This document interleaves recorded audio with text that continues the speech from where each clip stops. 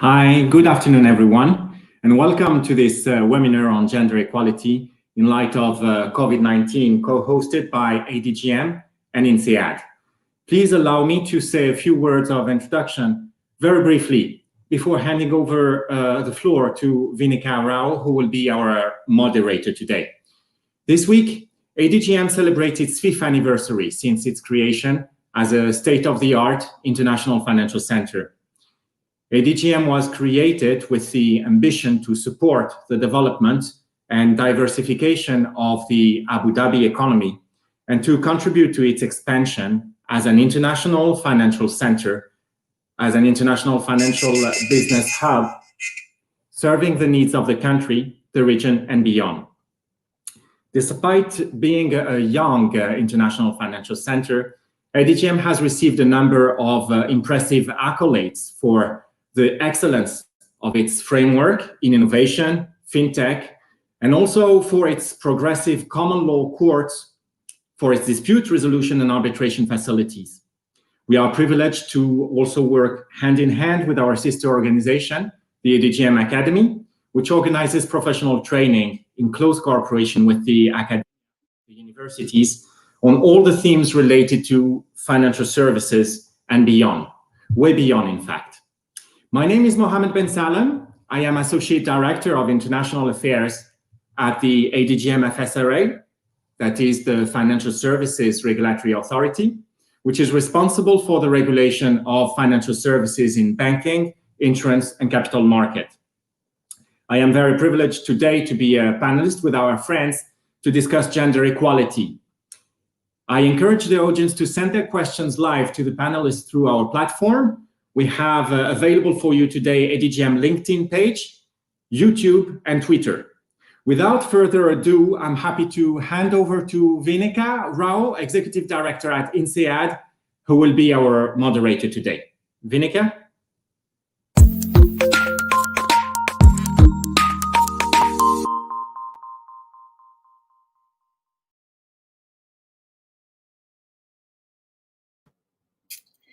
Hello, everyone.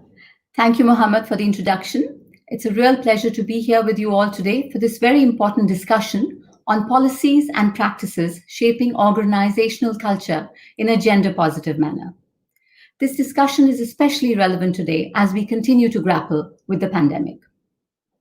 The ramifications of COVID-19 on all aspects of lives and livelihoods across the world continue to manifest. This is a crisis of truly international proportions, which has left no nation and no community unscathed. As government and business leaders all over the world continue to struggle to ensure the survival of their nations and their companies, it's easy to overlook the consequences of something which is more hidden, but really insidious: the consequences of the pandemic on gender balance. Is there a silver lining to this crisis? Even as we talk about everything that's going wrong with respect to gender balance and how it's worsening because of COVID-19, we do talk about opportunities in every crisis. So are there some steps that we can take now as we recognize these problems caused by the pandemic and try and therefore avoid the dismantling of the progress that has been so carefully and with so much difficulty been created towards moving towards gender diversity in leadership and in all aspects of organizations? What are some of the leading organizations today doing in this regard? These are some of the issues that we will be talking about today. Before I introduce you to our keynote speaker, I want to remind you of what Mohammed said. We do want to make this a very interactive discussion, so please send in your questions from all the different channels available to you, and I will try and address them to our speakers. I'd now like to introduce you to our keynote speaker for today, Professor Zoe Kinyas. Zoe is the Academic Director of INSEAD's Gender Initiative. She's also Area Chair and Associate Professor of Organizational Behavior at INSEAD. Zoe will be presenting on the topic of gender balance in light of COVID-19. Over to you, Zoe.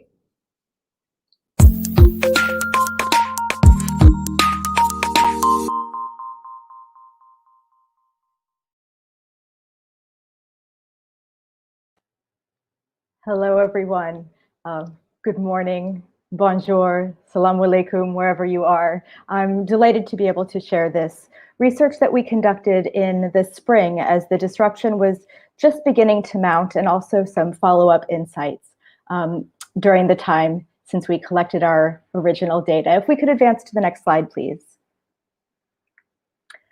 Now, I started getting contacts through my role with INSEAD's gender initiative very early in the disruption. People asking, what does this mean with respect to gender equity and inclusion within our organizations and within our societies? And the headlines did not look particularly good for women, even early on. I've shared a few of these with you here on this slide. If we could advance to the next slide, please. But as a scientist, I also wanted to dig a bit deeper beyond the headlines and to try to understand a little bit better what people were observing and what people were doing with respect to trying to protect the great achievements that had been started with respect to gender diversity, equity, and inclusion up to 2020.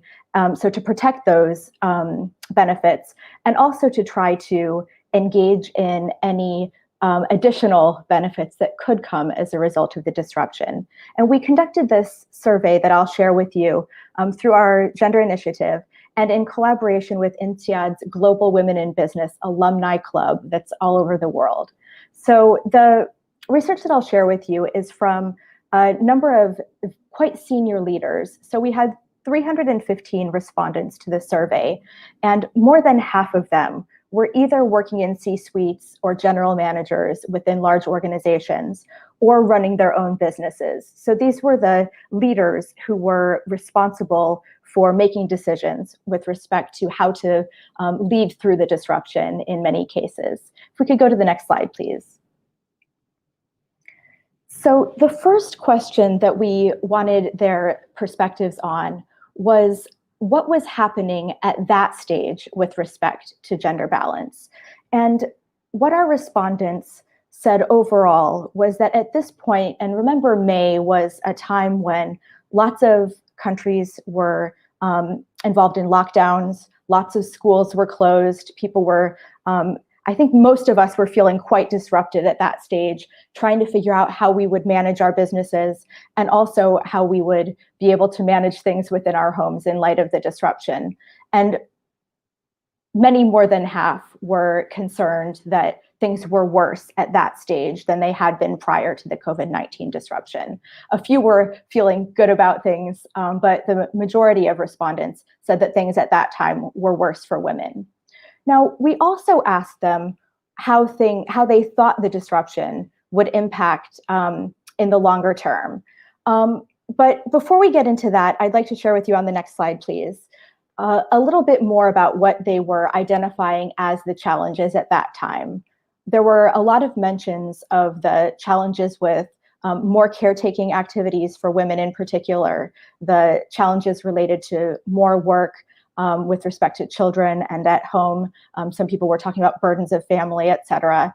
And also homeschool, household labor, et cetera, was featured in many of the responses at that time. If we could go to the next slide, please.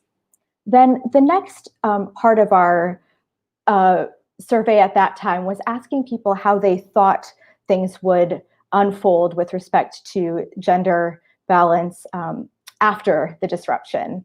And I think for many of us, the disruption has been felt for a longer period of time than we were anticipating, even in April and May when we held that first survey.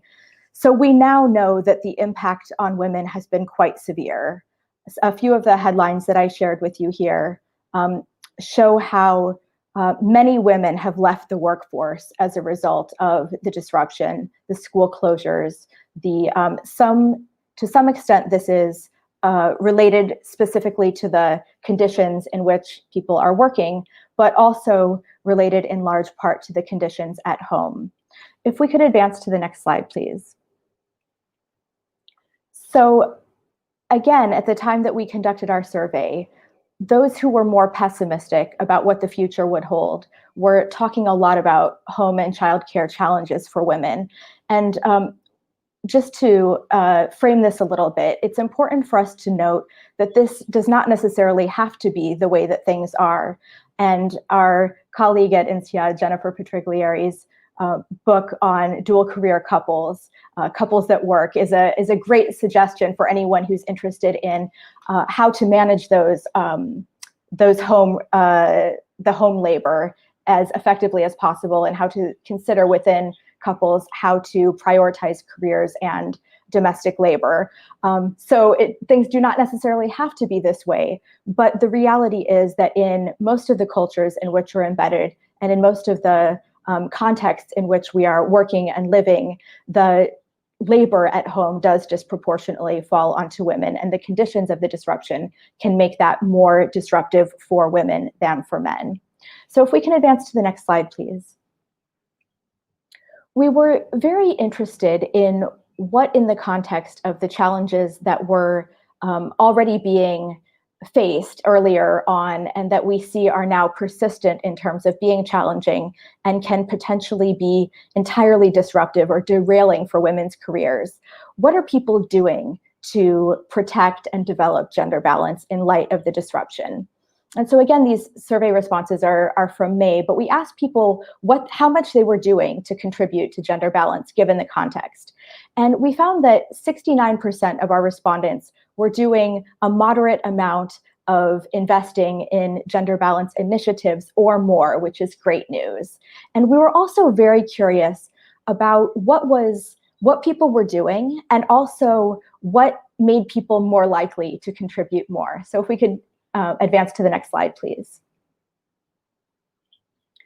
In terms of who was contributing more, I don't have this explicitly put on this slide, but for anyone who might be curious, we had respondents from all over the world, remember, and we did not see dramatic differences in terms of people in one location contributing more and people in another location contributing less.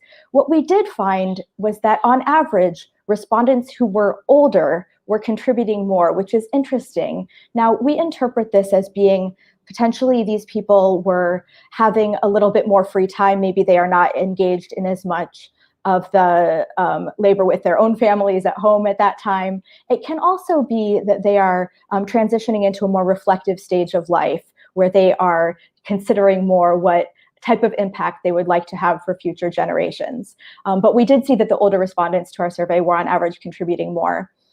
We did not see that it was related positively or negatively to experiencing stress as a result of the disruption. It's nice to note that men and women were contributing at roughly the same levels. There was not any meaningful difference between our male and female respondents, and we had a significant number of both gender groups responding. And something that we've seen in prior research as well that I wanted to share with you is that we did see, consistent with other work, that those who see themselves as social impact leaders were contributing more. And I'd like to share a little bit more with you on the next slide, please, about this. So we've been studying at INSEAD for a couple of years now, the relationship between individuals identifying themselves or seeing themselves as social impact leaders and the extent to which they contribute to gender balance within their own organizations and also in their broader communities. Excuse me.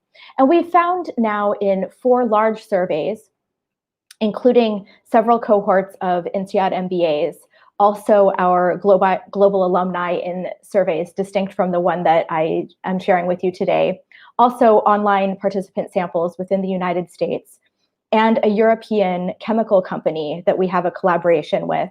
Across all of these surveys, we see that individuals who self-identify as social impact leaders do more with respect to contributing to gender balance, more likely to mentor and advocate for women, more likely to contribute in terms of their time and energy to initiatives, also more likely to do things like speaking up when they notice that there's bias in their environments. We've also showed this experimentally within the United States, where we ask people to see themselves as social impact leaders, and that leads them to do more with respect to contributing to gender balance. And we've also demonstrated this within an archival data set with a banking financial services company in the Asia Pacific region. So we're seeing this effect emerging both with our global participant samples and also in several specific cultural contexts. If we could advance to the next slide, please. Now, what are respondents doing? Just to give you a little bit of a flavor of the type of activities that our respondents in May were sharing with us that they were engaging in. There were lots of mentions of striving to be supportive of the employees within their organizations, taking time to listen, connecting with their teams, listening, talking with people as opposed to assuming what people want or need in light of the disruption. And also paying attention to the home situations that we mentioned before, providing flexibility, et cetera. If we could advance to the next slide, please. That's what business leaders were doing, and we see that they were also suggesting that others should do things that are quite similar to what they had mentioned before. If we could advance to the next slide, please. We also want to add a little bit more in terms of substantive suggestions based on our research over the years, and also what we know about leadership in times of disruption more generally. So the first suggestion that I want to share with everyone today is to really consider how complex the web of challenges is that women face with respect to advancement into leadership positions in general. We talk about this in much more detail in our INSEAD Gender Diversity Program course, where we call this a systemic web of challenges. And that is still very much the story with respect to the challenges for women now we're seeing. But we also have to think about how the disruption is unsettling and can lead some of those challenges that were already there to be exacerbated in light of the current context. For example, the work and family balance that is always an issue for women in general, but also can be exacerbated by the current context. It's also important for us to be building a learning culture. The disruption means that we do not necessarily know all of the answers, so we need to really be paying attention to what we can learn and how we can adjust to be agile in light of this. We also want to be paying attention to our organization's data. So how are women doing relative to men? We want to look at that all the time, but especially now in light of disruption and the changes that we're making within our organization. So we want to be keeping track of our data and then doing all of the great things that we want to be doing with respect to change management in general. So our coalitions of support within and across organizations, and also developing and communicating a vision. And that vision is a nice point for me to transition and pass off to Vinica to invite in our other panelists who can share with them some of their own visions and what they're doing to help to reach those visions within their organizations.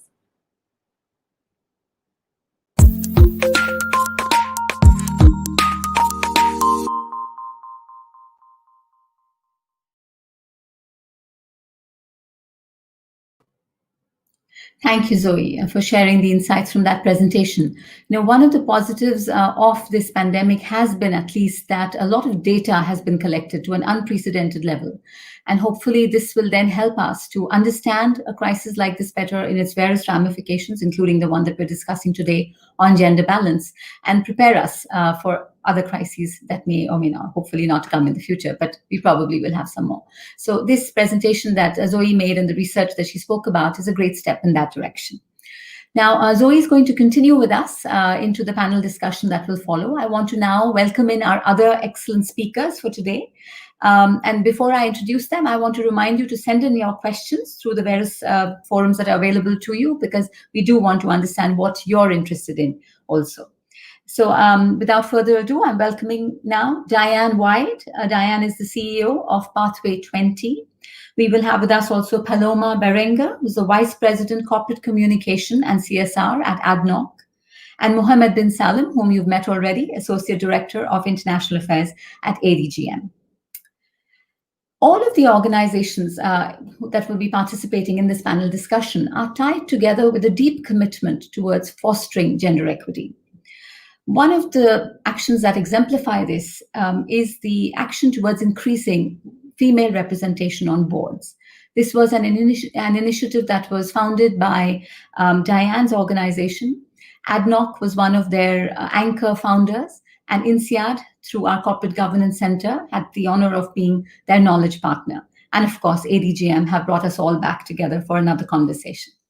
So moving quickly now into bringing the panel on, and then we can start with the questions. So if I could have all the panelists brought up on screen, please.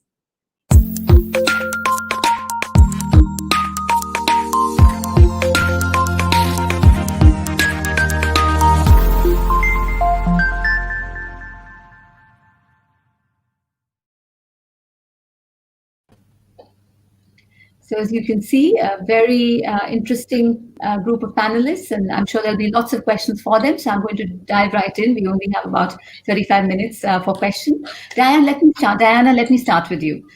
Now, you're focused on increasing female representation on boards. We've talked about the 20% number. Of course, we'd all like to see it much higher than that. But we know that this is a marathon. It's not a sprint. It's not easy. Many things have to fall in place before we can get towards any of these targets. So tell us a little bit about, Pathway 20 and the purpose that drives it, and what are you hoping to achieve?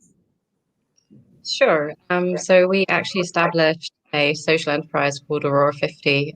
This is myself and Sheikh Sharma bin Sultan bin Khalifa Al Nahyan this year. And we established that so that we could actually create the initiative Pathway 20. Our focus is on 20% because that's the current goal. That's essentially set by the Gender Balance Council here and by ESCA, the regulator. We had already been working extensively on the supply side on supporting women since about 2016. And it was a mutual connection that basically brought myself and Sheikh Sharma together, and we started working on this together. But in 2019, we really started to look at the demand side of this and try to understand that better. And we developed a prototype for the initiative for Pathway 20.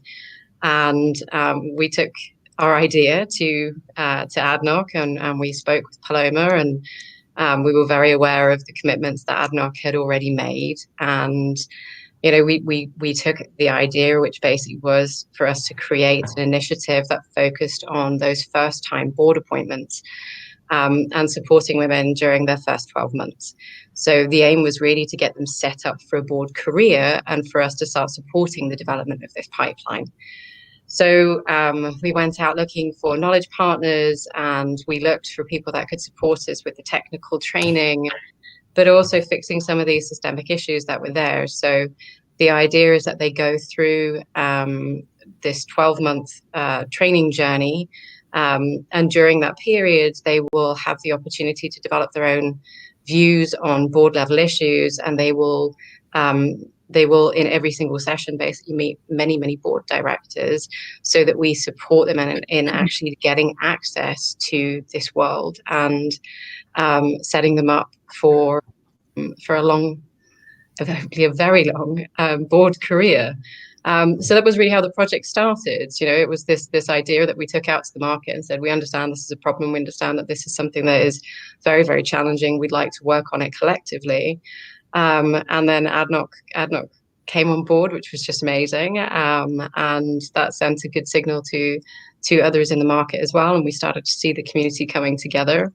And then roll forward a couple of months, and in August, we signed an MOU with the regulator. Next week, we launched our first cohort.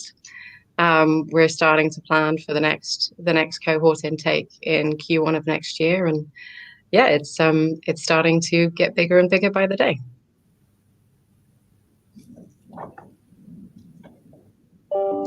Thank you for that, and great introduction, and certainly an effort that is much required, and I'm sure it'll be very useful. So great to hear that. I love the piece about a 12-month training for first-time board director appointees. I think that will go a long way in terms of developing that pipeline, which we all hope to see grow very robust. So thank you for that. Mohammed, now we know that ADGM has, of course, been very supportive of these efforts, both by Pathway 20 and the various other organizations that we've seen you support in the past. You had started to touch a little bit about the ADGM's Gender Equality Initiative in your introduction, but if I could ask you to elaborate a little bit more so that our audience has a sense of the work that you're doing. Absolutely. Thank you very much, Vinica, for this. Let me tell you a little bit of background then on the ADGM Gender Equality Initiative, which started last year in 2019, but in fact started earlier with a prior reflection of our leadership. The aim of the initiative is to strengthen, of course, gender equality in ADGM across all job functions and across all levels in the workplace. So the Gender Equality Initiative is based on 3 programs that we identified internally to ADGM. The first one is to lead by example. The second is to work collaboratively with our partners. And the third is to champion effective change. In leading by example, what we're trying to do is that we are rolling out first in our own house. We're rolling out salary reviews. We're reviewing hiring policy. And also we're looking into unconscious bias training. We're rolling this out for our employee. We are putting in place flexible and agile working arrangements and facilitate parental leave for both fathers and mothers. So that's the first pillar of the initiative. The second one is working collaboratively. We are further strengthening the UAE's position as a leader in gender equality, both regionally and globally. ADGM has been forming partnership with organizations that have the same goal, including partnership with our friends here on the panel and beyond. We have a partnership with WISER, that stands for Women in Sustainability, Environment and Renewable Energies. We have a partnership with Ma'an, and it's in particular the social incubator that they have in place. A partnership with United Nations Women, a partnership with the United States Embassy to the UAE, and a partnership with Pathway 20 initiatives, among others. So for the last pillar of our strategy, called Championing Effective Change, we have come up with concrete initiatives to highlight that are highlighted on our webpage to facilitate gender equality. So this includes engaging with our stakeholders. So we organized in November 2019 a roundtable on entrepreneurship. This was organized in partnership with the US Embassy because we were thinking that this was the core of the matter. As a regulator in financial services, we favor entrepreneurs, and we worked for this roundtable with 50 entrepreneurs, investors, governments, representative, corporation, non-profit organizations, and accelerators to discuss how gender equality works in entrepreneurship.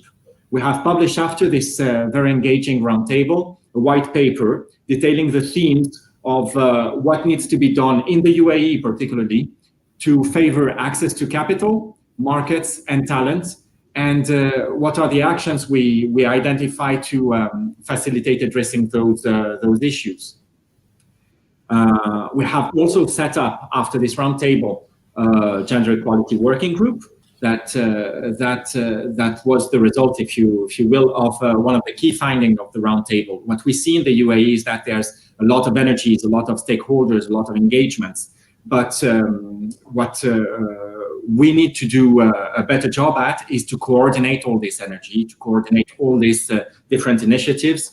And the group has come up with a gender equality working group, which will have its first meeting on 4th November, this next month. So looking forward to engage further with this group. Please, if there is any interest of people hearing us today and beyond, write to us, and we'll be happy to give you more information on this working group. And finally, we have a group on sustainable finance. We call it the Sustainable Finance Platform. The platform presents also key sustainable finance data and trends related to environmental, social, that's our theme today, and government disclosure, including gender equality in the workplace. So we have issued ADGM has issued a report on sustainable finance, And we very much look forward to further engage with our partners on this. So these are the main building blocks of our strategy, internally and externally.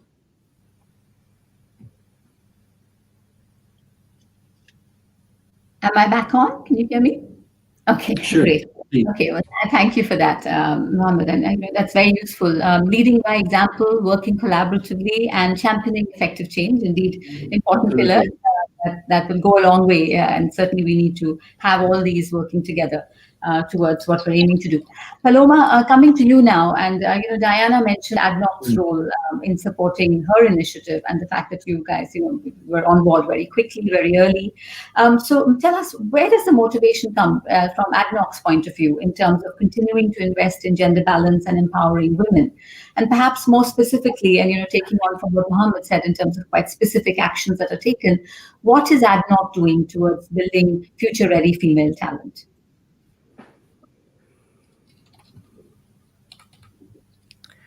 Hi, Vinika. Can you hear me okay? Loud and clear. Okay, I'm having... Okay, thanks. First of all, I'd a big thank you to ADGM and INSEAD for hosting this and for inviting ADNOC to be part of this panel, which is extremely important. It's a pleasure to be here with all of you. ADNOC has, in the last 4 years, really focused a great deal on gender balance. Our CEO, His Excellency Dr. Sultan, really set the tone all from the top in terms of our commitment to this. And it's really bared fruit in the last 4 years. So we're very proud to see that we've doubled the number of women that we have in leadership positions. Specifically talking about board, having here Diana Wild from Pathway 20, His Excellency Dr. Sultan made a commitment last year in 2019 to have at least one woman on each one of ADNOC boards by 2022. And ADNOC is a big company. We're 50,000 people. We are the economic engine for the UAE. We're made up of a lot of different companies. I actually work for ADNOC LNG. Our CEO, Fatima Al Nuaimi, is a female. She was one of the first of the 2 appointed female CEOs in ADNOC.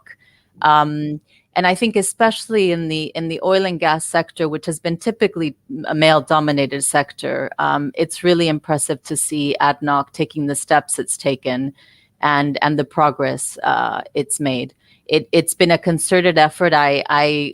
Zoe's last slide about what are the things that an organization needs to think about to make this change really resonated with me. So you see that the vision is not only there, but it's communicated across the organization.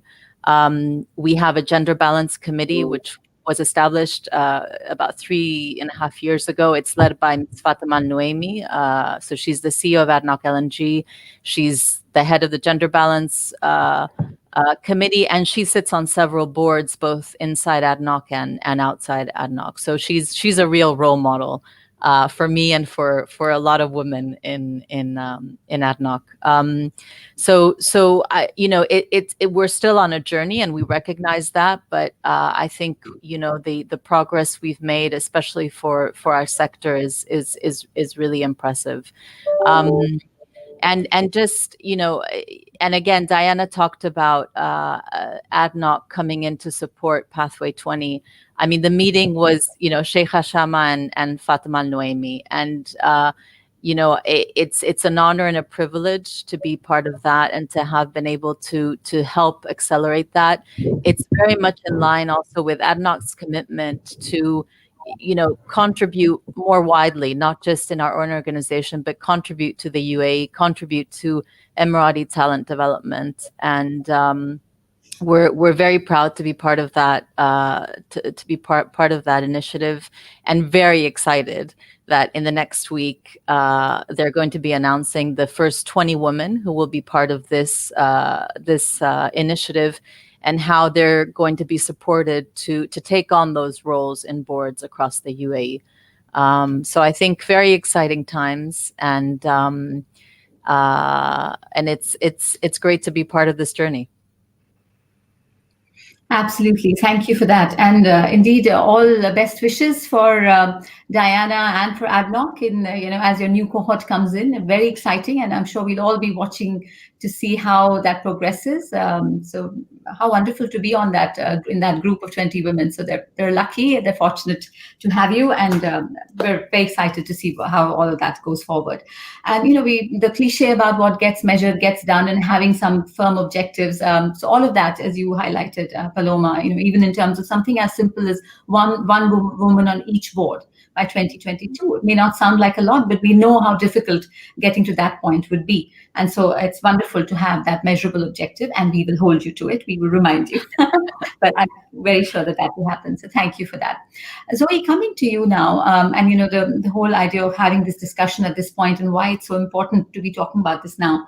Basically, with the shadow of COVID-19 hanging on top of all our heads and the impact that this has had.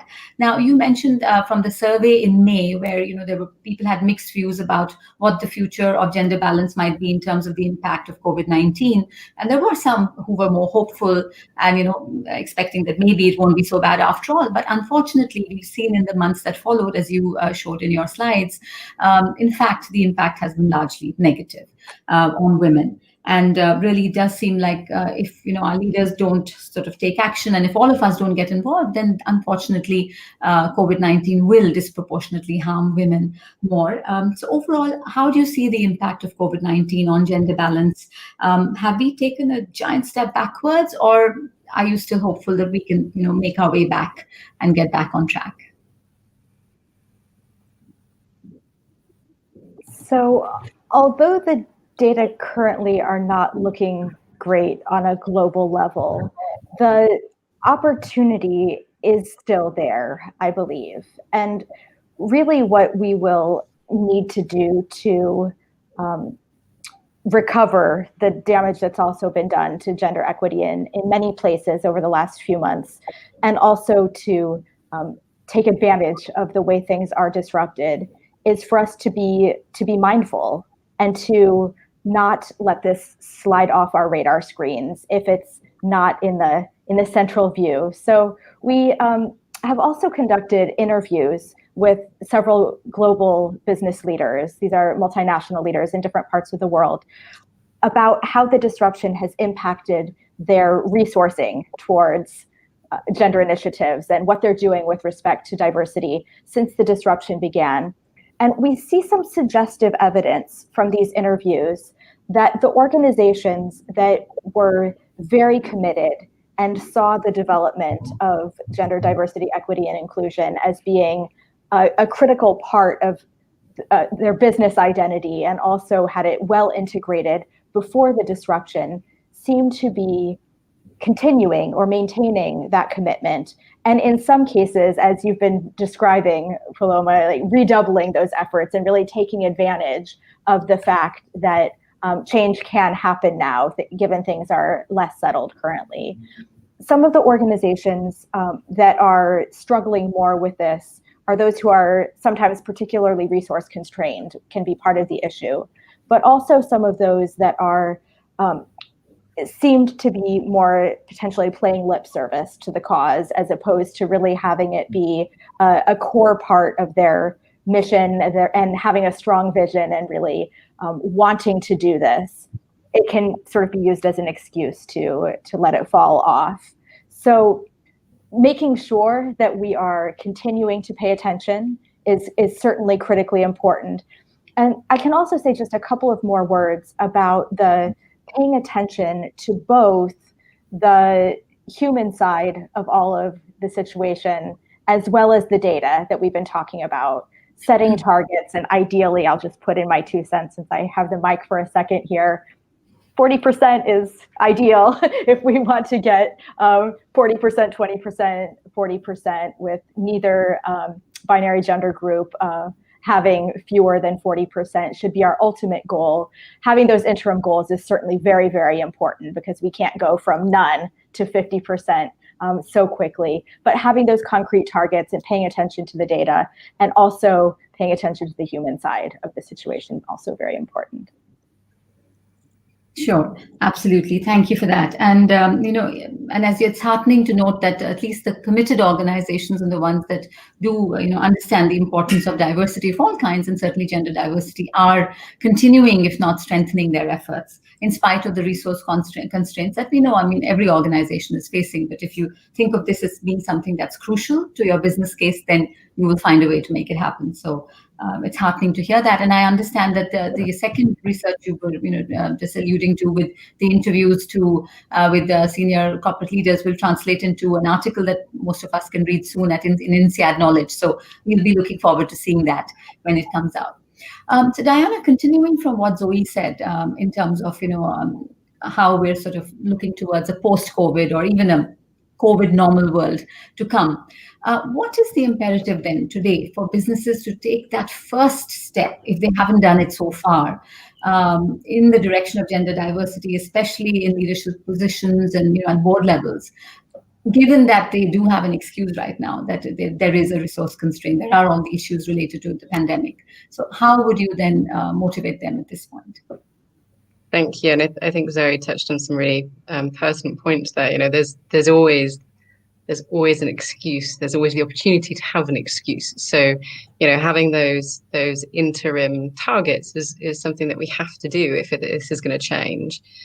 I think we've got to this point where it's widely understood that we need diversity in leadership. We need it at board level. There is too great a risk of groupthink otherwise, and we're not going to build those resilient businesses if we don't have diversity of thought. So, when we go out and we speak to people about this, we really look at the economic impact. We don't talk to them so much about the social reason for doing this. We really do talk to them about the business imperative for this. And there was a recent report that came out that looked specifically at the UAE workforce and said that if we managed to close the gender gap in the UAE, it's worth $101 billion US. So there is very much a business imperative there. There's a reason for doing this. And I think what the UAE does, which is the leaders of the UAE are so good at, is actually knowing this case very well and ensuring that this is starting to cascade down. And we see that in the numbers. You talk about the data. Currently, when you look at the listed companies, unfortunately, it's not really reflective of what happens in the rest of the organizations here. So the listed companies currently sit at 3.5%. And yet, if you look at the other organizations, we're much closer to that 20% goal. And ultimately, I can imagine the way the UAE works, that we will go far beyond that as well. But, it is having sort of an interim goal to work towards. And when you're at 3.5%, that's it's a big statement to make. So I think, the main thing here is that we have to ensure that diversity isn't seen as something as a PR agenda.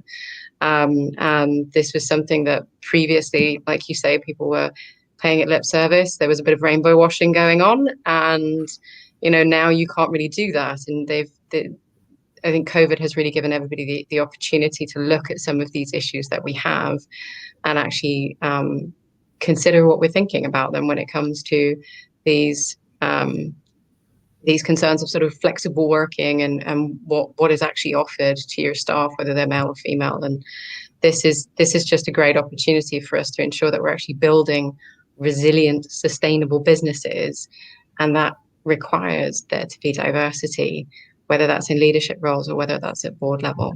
We need both. Absolutely. Couldn't agree more. And as all of you were talking, I think Paloma mentioned a little bit about particular industries. So perhaps we then look a little bit in a more nuanced way now at some specific industries that are important and where we do see indications of gender imbalance and what is happening there.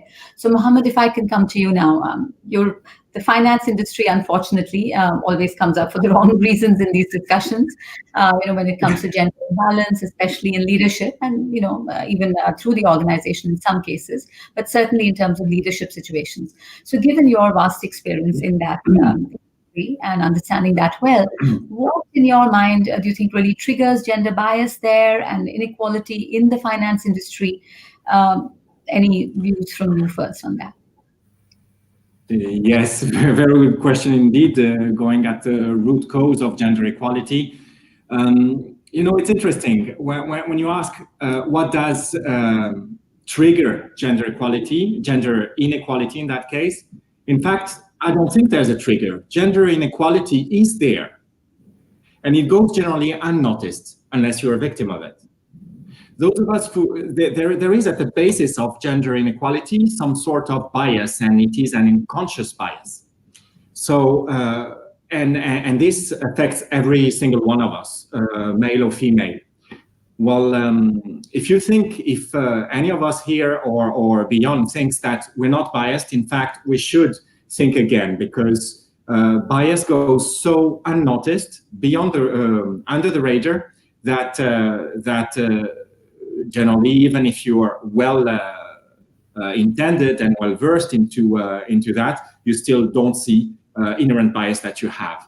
So for me, gender inequality is generally an inherited situation, essentially culturally, and it comes as a result of a history that perpetuates itself. When you have a privilege, when the majority have a privilege tend to go unnoticed. There is a feeling of entitlement, and only a minority of people are conscious of their own privilege. So, and financial professions are no exception to the rules. And I was pointing at historical reason there, because for centuries, trading has been an activity that was male dominated because it was happening outside of the house. And then further down history, when the financing of trading has been developing, it has also been male dominated because it happened outside of the house. It's only rather recently, with the help of social sciences like anthropology studies, sociology of organization, behavioral economics, and many other related fields, that we were provided with the tools to identify gender bias, to identify gender inequality, and with the tools to promote gender balance in the workplace, not only because it's something nice to do, but because it's something that is efficient to do, and that it is something that enhances the efficiency and the competitiveness of individual companies. In ADGM, conscious of all this background, I would say, in ADGM we have launched this initiative, Gender Equality Initiative, to strengthen gender equality within our own house first, across all job functions and across all levels in the workplace. We're working on this, but it's a day-to-day challenge, absolutely. Okay, Zoe, do you want to come in very quickly on this? I know you have a lot of experience working with the financial services sector, so perhaps if you'd like to. I can just say a few words. Thank you, Vinica. And I was appreciating listening to what you were sharing just now, Mohammed, because we have done collaboration. Singapore has a lot of financial service offices, headquarters here as well. So we do a fair bit of work in financial services. And on the one hand, I agree very much with what you were sharing, because financial services have been really dominated by men leading for all of the history of the industry, but we all have unconscious bias, right? So I also sort of caution us against pointing our fingers at financial services and saying they're the bad guys who are sexist and we don't hold these biases. I think we all need to recognize how the societies that we all grew up in, and whatever our accents, whatever our backgrounds, the businesses have been run primarily by men. And so we have these automatic associations that there's nothing wrong with that, but we can start to pay attention to it and just recognize it. And I also just wanted to call our attention back to the research that we did on that social impact leadership identity, which was within a financial service firm. And this is a sort of an interesting example because they were doing this anyway. They wanted to be promoting their employees, thinking about the social impact more broadly. And it was, to be honest, a little bit of a PR move externally, but they also did it internally. And so they asked people, their employees, to share with each other what they were contributing to benefit the societies that their financial service firm was striving to serve.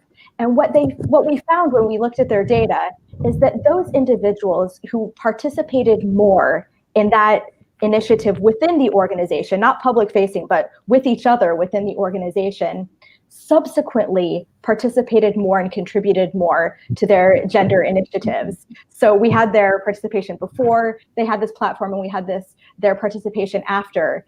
And it seems that something about thinking of themselves as more than just revenue generators did help with this as well. So I just wanted to share that point before we move on. Thank you.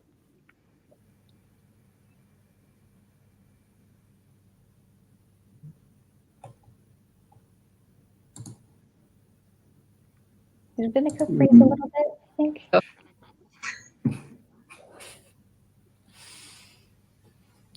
I think we might have lost Vinica a little bit. Did you want to respond to that maybe, Ben? Or Mohammed, sorry? Sure. No, thank you very much for pointing out our unconscious bias personally and throughout different sectors. One thing probably that I would like to share at the panel. Can you hear me still all right? Yes, we can hear you. Thanks, okay. Mohammed. I don't see the image. So one thing maybe to share at the panel was how every one of us, as an individual, becomes aware of gender inequality and becomes, paying attention to what needs to be done to favor gender equality. One of the ideas when we prepared this roundtable with Vinica was how do you identify and how do you promote within individuals themselves their own attention to gender equality and their own capacity to address gender equality. So we thought that the first thing that needs to be put in place was the awareness of alterity and gender equality. I think one of this, but please feel free to complement. One of these elements comes from childhood, I suppose. Taking my personal case, not to put myself forward, but I'm blessed to be the youngest of 3 brothers and 6 sisters. So as a result, in my personal experience, I have learned that everyone, even the youngest of all kids, has to contribute to the cores of the family. Even if you're a small kid, you can clean the table, you can help get out the dishes of the way, and you can contribute some way to the good functioning of the family, so that everybody, no matter their age, no matter their gender, feel integrated to a bigger whole. Gender equality for me needs to start from home, needs to start from our own awareness with our families. It needs to continue, of course, at the workplace, and it needs to be implemented throughout society in general. Naturally, all of us are aware to a certain extent of its necessity, notwithstanding our own biases, of course. I also find that being exposed to different cultures, to different cultural background, in my case, the Arabic and French background, in the ability to travel, to see, to challenge our perceptions, help people thrive in cultural diversity, help them grasp gender diversity and diversity of cultures and ways of thinking. And maybe concluding word from me would be that in ADGM as a company, we are a pretty young company, pretty young startup, I would say 5 years old.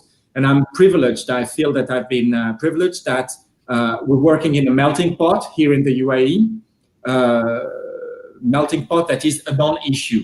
It's a complete given, with so many nationalities, ethnicities, cultural backgrounds at the highest level of competence. It's just a normal continuation that we look into gender equality and promote talent, no matter where it comes from. So, Mohammed, sorry to interrupt. I can just see that Vinica brought back in, so maybe we'll just let her jump back in as well.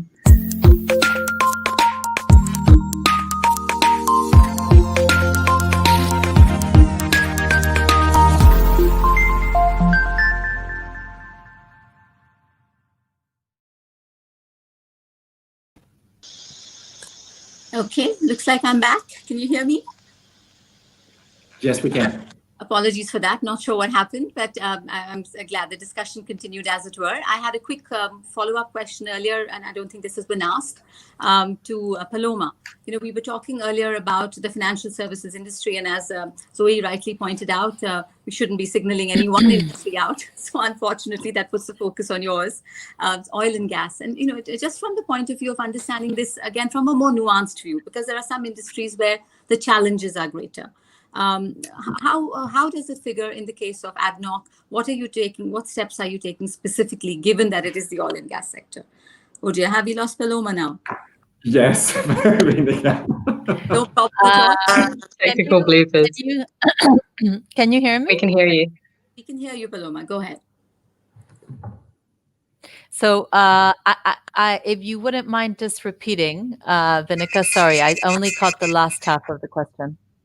So I was asking you, to talk to us from the perspective of the oil and gas sector, which again is a traditionally male-dominated industry, where again the challenges are greater. So perhaps from that perspective, what are the steps that ADNOC is taking in order to ensure that gender balance, is maintained across its businesses and operations?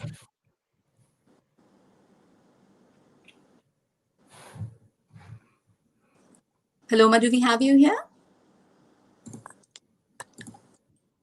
So Vinegar, it seems like we've lost Paloma as well. Okay, all right. All right. Apologies to our audience. We're having some technical difficulties, but we can go ahead with our speakers who are with us. Zoe, are you on? Can you hear me? I am on, but I was talking a bit more. I'd love to hear a little bit more from Diana before we close, if we could. Sure. Okay. So Diana, go ahead. Did you have something that you could add? And perhaps, I think one of the issues that we were interested in talking to you about also was about how, perhaps, what are the steps that as an ecosystem we can take in terms of coming together and bringing about this positive shift towards gender balance? Because are there leaders in the field who can perhaps set an example for them? Paloma spoke about a few, role models in her organization, and we know how important that is. So what would you? Sure, absolutely. And we're very, very proud at Aurora 50 to be working with many of the leaders in industry for this. And it's almost a prerequisite in our first kind of meetings as to whether they're going to walk the walk. You can just tell when it's in someone's DNA. And it's one of the, it's a shame Paloma's not with us any longer, but ADNOC committing to the initiative, like I said, it sent a very strong message to the market, but what we're seeing now is really the action for that. And this is really where there has to be this there has to be a very proactive approach towards achieving this. So if I look at what's happening and has happened in the last couple of months, there's been a lot of time spent with the organizations involved considering their own pipeline, looking for talent, and making public commitments to targets. And this all, these kind of actions, it translates into culture. And what's been fascinating for us at Aurora has been then seeing and meeting the women that are being supported and that are being put forward for these first-time board positions, and seeing how they react within that environment as well, because you can tell how supported they are, which is wonderful to see. That it's that what we see externally is very much what we see when we meet the individuals that are being supported as well. They feel it too. And it boils down to the fact that we are looking at how do you level the playing field. This goes back to Mohammed's point about being a third culture kid and being more accepting of this, perhaps. But we're really talking about equity as opposed to equality. And this is something that the initiative really focuses on. So, we concentrate very heavily on network building and profile building, as well as those technical competencies. And we do this because we know that the women aren't interacting as often with other board directors, so they are at a disadvantage. If they don't have the opportunity to engage with other board directors, they're not going to be finding the same opportunities that as their male counterparts. So we don't treat them equally. We're actually treating them with it's not about equality, it's in this manner. And that's something that I think is something that people have to accept when that the system isn't balanced. Understanding how that works works and having very open conversations with both sides. You know, you have to talk this through with both men and women. Men are very much part of the solution, and need to understand why this solution actually needs to exist in the first place to actually be able to help it.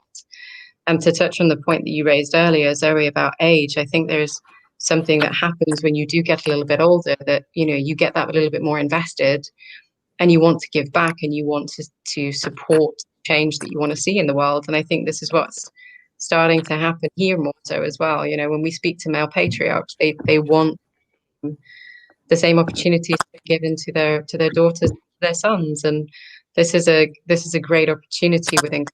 There is so much disruption to drive some of this.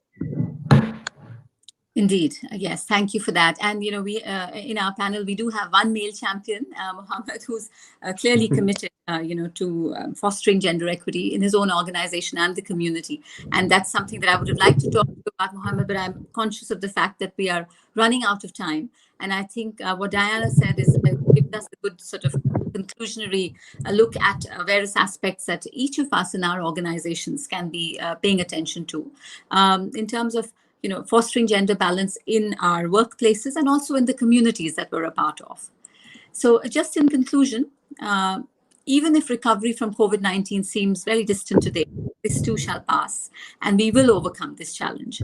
But what is crucial now is that we position ourselves for recovery in that post-COVID or COVID normal world with the full team, with, you know, irrespective of gender, all our employees equally and deeply committed towards making our success happen in the post-COVID situation. We can do this by taking the advice of our panelists today, who've been very insightful and quite candid in sharing what they think is working well in the organizations that they are familiar with. And we really look forward